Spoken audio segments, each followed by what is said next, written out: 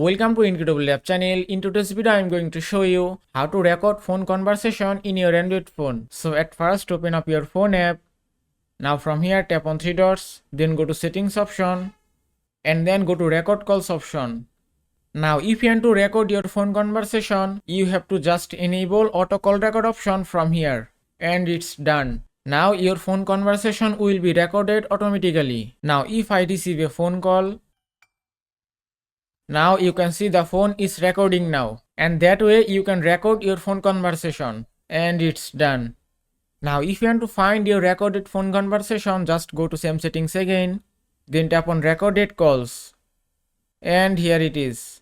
Now if you go back, if you want to get notification after recording, just enable this option, and it's enabled successfully. And that is how you can record phone conversation in your Android phone. I hope this video was helpful. If it was, please give it a thumbs up and don't forget to subscribe.